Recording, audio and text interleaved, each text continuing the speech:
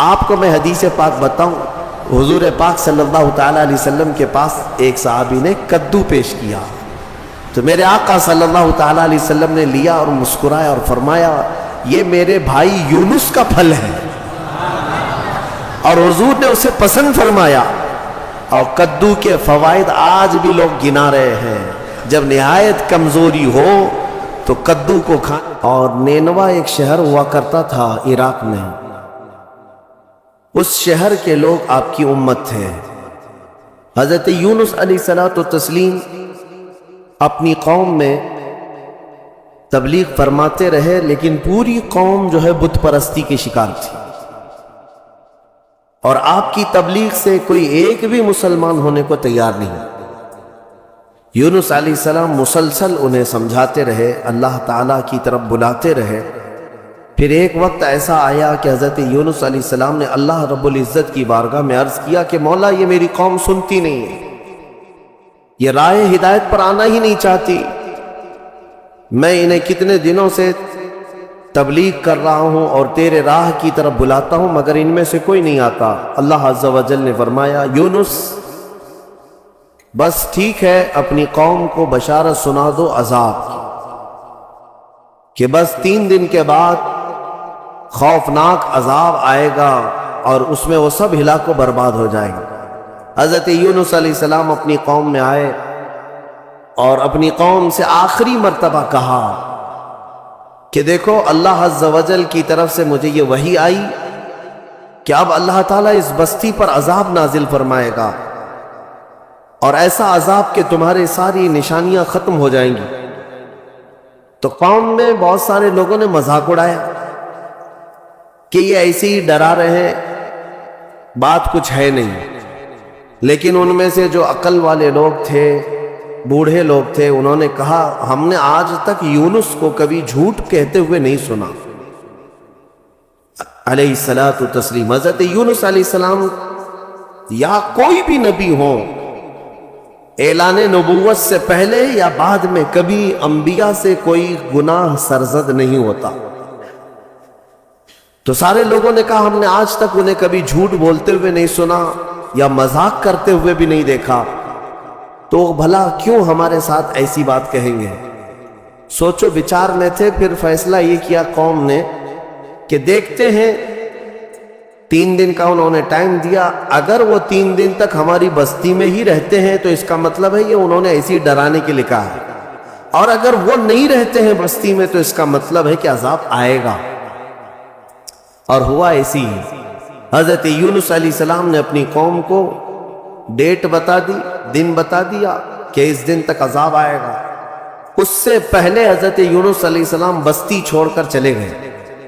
اس بستی میں آپ نے قیام نہیں فرمایا۔ جس بستی میں عذاب آنے والا ہو اللہ کے نبی نہیں رہتے۔ ہاں، جن بستیوں میں عذاب آیا ہے وہ نبیوں کے جانے کے بعد آیا ہے، نبی کے ہوتے ہوئے کسی قوم پر عذاب کبھی نہیں۔ ہاں کہ نبیوں کو بھی اس عذاب میں آنا ہوا ہو، نہیں، ایسا نہیں ہے۔ حضرت یونس علیہ السلام پہاڑیوں میں چلے گئے۔ اب بستی کے لوگوں نے دیکھا 1 دن باقی تھا جو میعاد کا تھا، جو بتایا ہوا تھا۔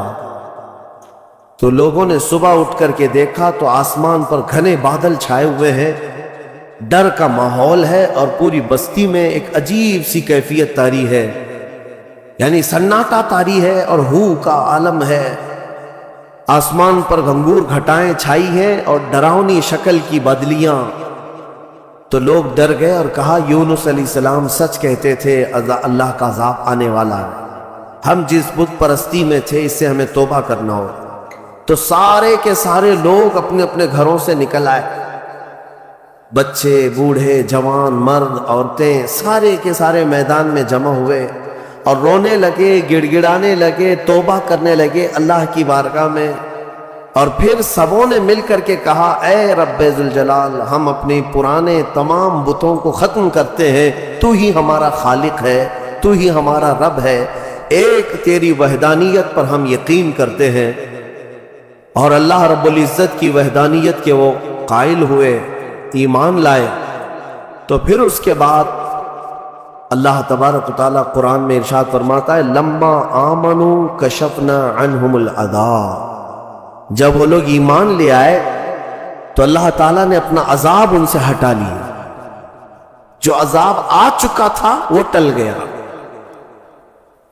بہت کم ایسا تاریخ میں ملا ہے کہ عذاب آیا ہو اور ہونے سے پہلے پھر چلا گیا ہو، لیکن جب بھی عذاب ٹلا ہے تو وہ توبہ کی برکت سے ٹلا۔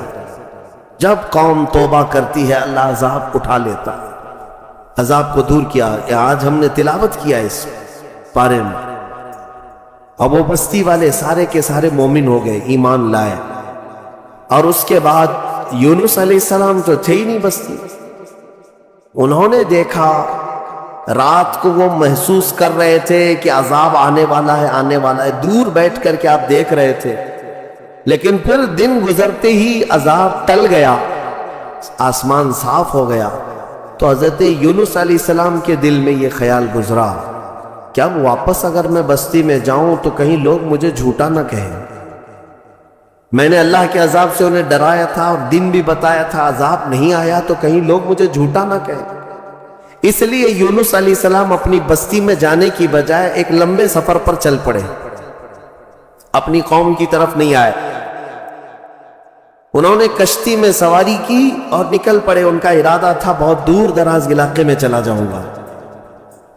اب یہاں پر میں آپ سے بتانا چاہتا ہوں، یونس علیہ السلام نے انتظار نہیں کیا اللہ رب العزت کی وحی کا کہ اللہ کا حکم کیا آتا ہے، اس سے پہلے ہی حضرت یونس علیہ السلام چل پڑے اور کشتی میں بیٹھے۔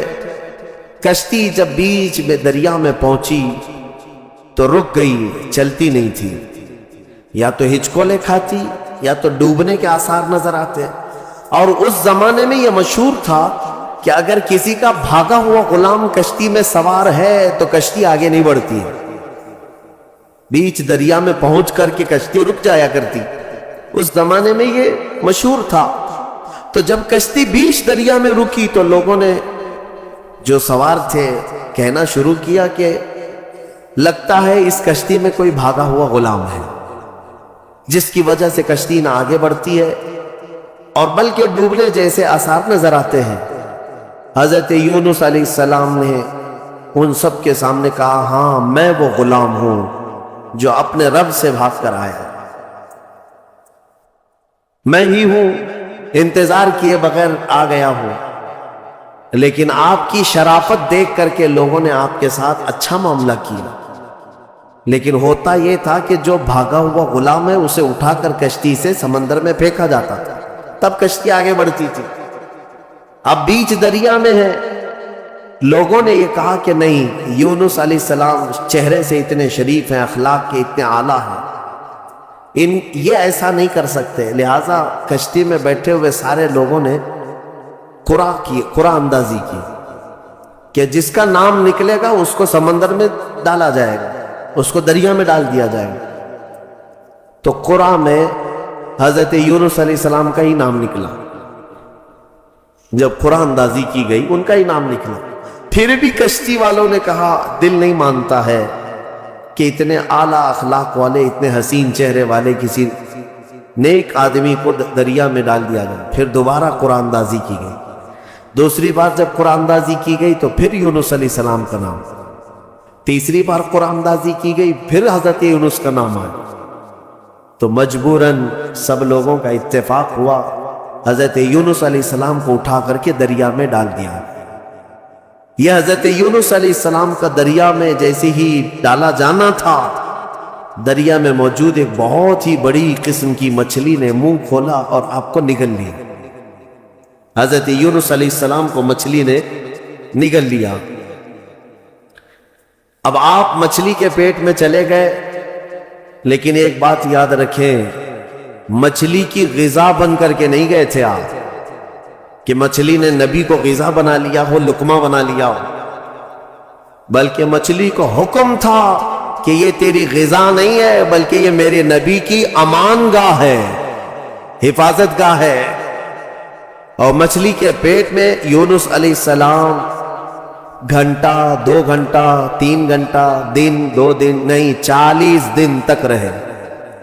40 दिन तक मछली के पेट में रहे और वो दरिया में आपको लेकर घूमती रही। मछली के पेट में अंदर रहना, क्या ये मुमकिन है या नामुमकिन है?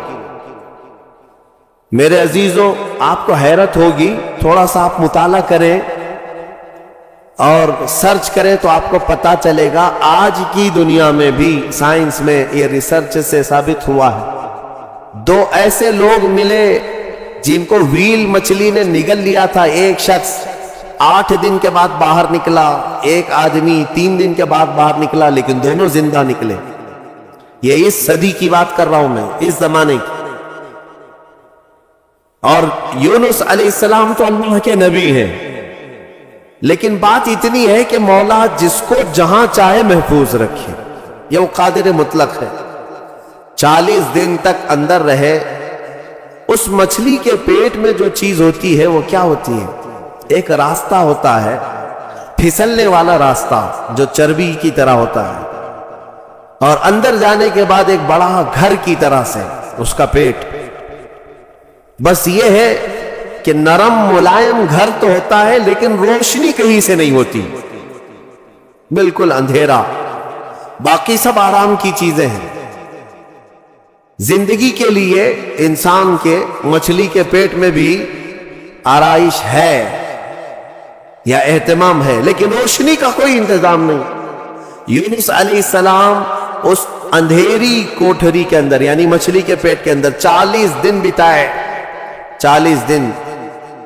लेकिन आपको मैं बताता हूं कि यूनुस अलैहिस्सलातु तस्लीम मछली के पेट में जाने के बाद मुसलसल रब्बे जुल जलाल की बारगाह में दुआ करते रहे कि मौला तू मुझे माफ फरमा दे। मैं अपनी बस्ती से जल्द चला आया तेरे हुक्म का इंतजार किए बगैर, मुझे तू माफ फरमा दे। ये दुआ चलती रही यहां तक कि कुरान कहता है वज़न्नूनी इज़ ज़हब मुग़ाज़िबन फ़ज़न्न अल्लन नक़दिर अलैहि फ़नादा फ़िज़्ज़ुलुमात अल्ला इलाहा इल्ला अंत सुब्हानक इन्नी कुन्तु मिनज़्ज़ालिमीन।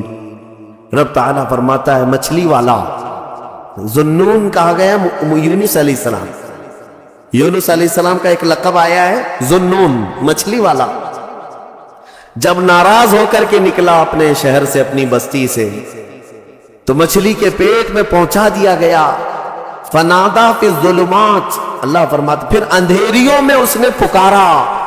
अंधेरियों में, ज़ुलुमात कहते अंधेरी, इतनी अंधेरियां कि हाथ भी नजर ना आए।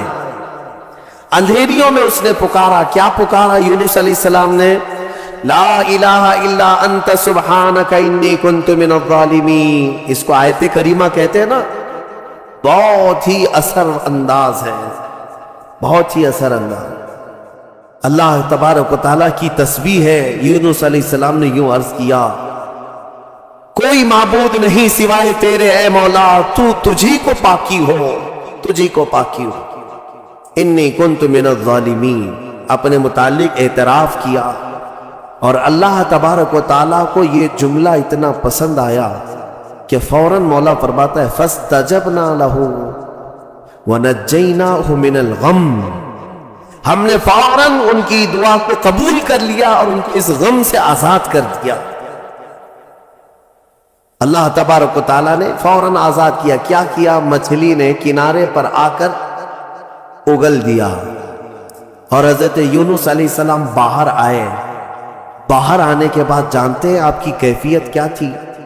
साहिल पर आप लेटे रहे हैं, ऐसे कि आप हाथ भी नहीं उठा सकते थे, पैर भी नहीं उठा पाते, और जिस्म इतना कमजोर, इतना नहीफ हो चुका था, पूरा जिस्म सफेद हो चुका था, पूरा जिस्म सफेद।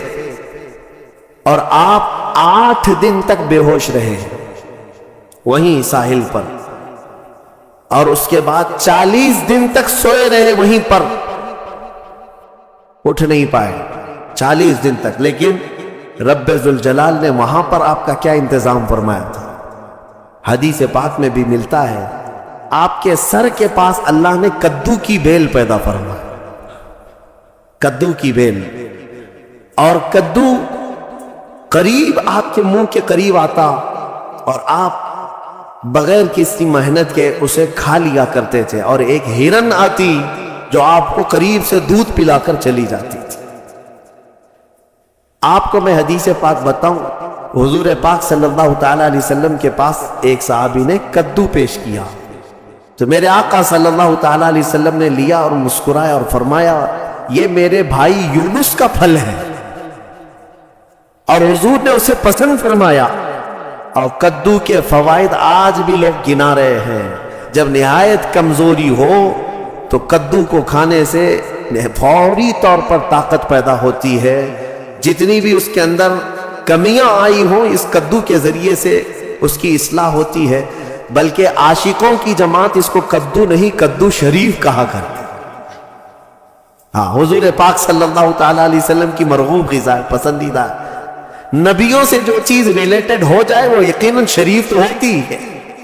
یہ حضرت یونس علیہ السلام پھر 40 دن کے بعد کھڑے ہوئے، 50 دن ہو گئے آپ، اور پھر 40 دن مچھلی کے پیٹ میں، یوں سمجھ لیں تقریباً 3 مہینے کا عرصہ گزر گیا اپنی بستی سے بچھڑے ہوئے۔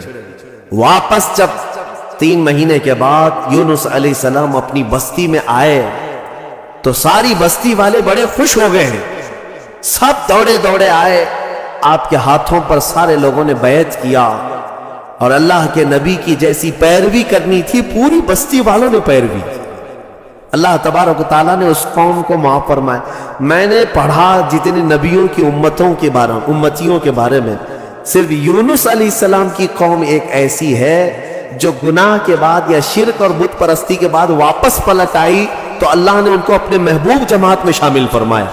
اتنا ہی نہیں، کچھ تفسیروں میں یہ بھی ہے کہ یونس علیہ السلام کی امت کو اللہ تعالیٰ نے آج تک زندہ رکھا ہے۔ جیسے اصحاب کہف ہیں، یونس علیہ السلام کی امت کے لوگ وہ پہاڑیوں میں، جزائر میں کہیں پر ہیں۔ بعض مفسرین وَمَتَّعْنَاهُمْ کی تفسیر کرتے ہوئے فرماتے ہیں کہ وہ آج بھی زندہ ہے، اور جب امام مہدی آئیں گے تو امام مہدی کی فوج میں وہ یونس علیہ السلام کی امت بھی شامل ہے۔ بعض تفاسیر میں یہ موجود ہے۔